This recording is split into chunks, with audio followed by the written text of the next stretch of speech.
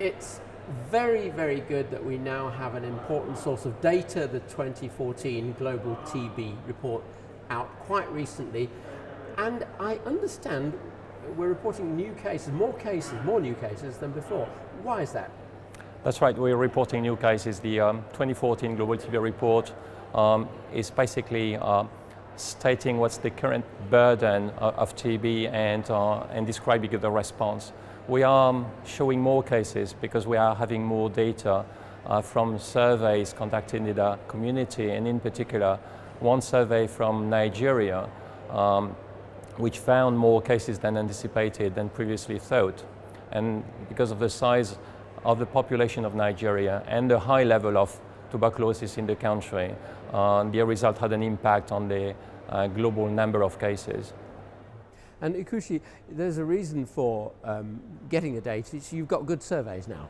Yes, then actually, basically, such kind of estimation has been done by the routine reporting, like surveillance or mortality data, so how many people died in the country, so on.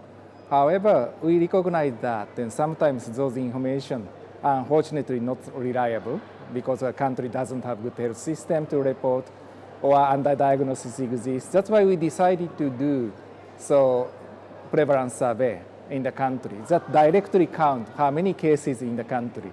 Go to the village, take X-ray, so on. Then we providing more accurate data to the Philippe and those groups to have better estimation. Can I ask both of you then, what are the highlights coming out of the 2014 report? Because of those survey data, so then actually many countries, we have more cases than expected because sometimes country underdiagnosed, but quite often country diagnosed, doctor diagnosed, but doctor doesn't tell us, yes, they have TB patients. That's also the huge issue. So then now we are getting more accurate TB situation in the country, in the community. What are the facts coming out of it then this year? We are seeing that there were 9 million new cases of TB in 2013, and 1.5 million died, and that's despite the availability of a relatively cheap but very effective treatment for curing TB. So we are not doing well enough in terms of case finding. We are not doing well enough in terms of providing care to people the most in need. So it tells us about a high level of burden which is declining too slowly at a rate of about 1.5% per year. And in all countries, are there any countries where there's specifically more of a problem? There are countries with a higher burden of TB, and those are in particular the countries most affected by the HIV epidemic as a result of the interaction between HIV and TB. So for instance, South Africa or Zambia have very high burdens of TB, or Lesotho. In general, TB affects more predominantly populations that are poorer, that live in more difficult conditions. And we are now finding actually more hidden cases, unfortunately in very large populated countries like Nigeria, Indonesia. That's why then those country data may affect the global estimate. So is it your impression that this report indicates that the incidence of TB could be controlled in the future, or is it running away with us? We have experience from the past that our incidence can decline faster than what it is than the current decline globally. We have experience from Western European countries after World War II, where it was found that incidence could decline up to 10% a year for more than a decade, provided that universal access, that means universal health insurance and social protection, and high coverage of quality health services are in place. So we can do better, we know that. We know that we can improve on access to health, and we can improve on the quality of care so that more cases are cured and less die from TB. Now, what about drug-resistant TB? What's coming out there?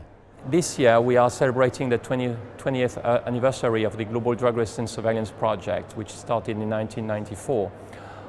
We are having a special supplement about drug resistance in the report, and particularly analysis with regards to trends in drug resistance. And we are saying that the extent of the MDR-TB epidemic is not worsening. It doesn't mean to say that it's improving. We have a fairly stable level of drug-resistant TB, and we have large gaps of untreated drug-resistant TB that need to be addressed. what things do you think, as a result of these data coming out of the report, need to be done to improve the situation globally right now? So I'd like to ask the clinicians that even in a very TB prevalent country, quite often actually clinicians are missing the cases. Now people visit the clinician, but even they don't mind. I don't think they don't mind, but they don't consider a lot about tuberculosis. So even in those high burden countries, doctors consider cancer or others, then they are missing so many cases because sometimes symptoms are not typical. So they are missing. Then that's actually one of the reasons we have really high TB burden in the community. And even that they diagnose, but sometimes they don't report, that we don't know exact number, or national program cannot know exact number of the cases. That's very difficult for them to establish the good program. So actually, always have in mind that possibility of the TB when they saw the patients, and also when they detect the case and report the program, actually huge improvement can be expected, so to provide better service, quality care service in future. TB has been with us for a very, very long time. For most of human history, so we've had co-evolution of humans and the TB germ, and the most successful germs are those that don't kill too fast. TB is such a germ. It is developing silently in the body after acquisition of infection, and because it's developing silently, it goes undiagnosed for a very long period of time. It develops symptoms that are very common, not often symptoms for which you would go to the doctor, like a small cough, like what I'm experiencing at the moment. I won't go to the doctor because of it, because I feel it will resolve on its own. So we need to be more active when we see a doctor sees a patient coming into the clinic and seek these symptoms and look for them and actively search for TB. It is more common than we tend to think. So what are the take-home messages from the 2014 report and also from the local prevalence surveys that are now providing this much needed hard data? Yes, then so we are seeking then more countries to have quality survey to provide better information, but not only for global estimate, the survey results really give the country for good indication how to improve the situation. So yes, we are expecting then much better situation. And in terms of calls for action about what can be done, what's the bottom line message? What are the take-home messages for clinicians all over the world and communities? I think first we need more resources to combat TB. There's a huge funding gap, and so we need to address this. We see a lot more funding going to HIV. Not that it's unneeded, it is needed, but there's not enough going to TB, so that's a number one problem. As a result of that lack of funding, there's been slow improvements, for instance, in the research field. We need to have new drugs. We need a vaccine that works and prevents the disease in people who've been infected, of which we estimate about 2 billion at this point in time. 2 billion people infected, and a small proportion will develop TB in the future. We need a vaccine to prevent that to happen, and for that we need more money going into the research.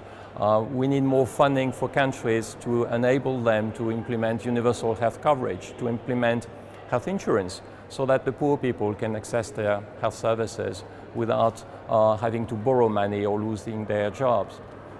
And what's your call for action on drug-resistant TB? What needs to be done there? So first, anyway, so we should close the tap, entry. So then so treatment is a little bit fragile in many places, including private sector.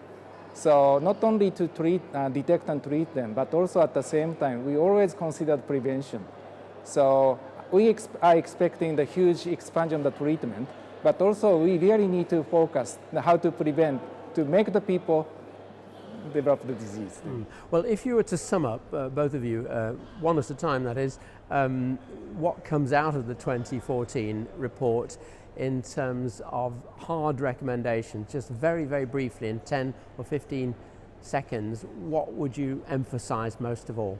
A slow decline in TB burden that is not fast enough for us to see in this lifetime elimination of TB. Insufficient resources directed to TB control or to research so that we have better tools to combat the disease. That, I think, to me is the most important information. For me, then still 5 million, 6 million people in the community cannot receive the treatment. So that is really a big issue. So anyway, so we really need to accelerate the case detection and also basic treatment.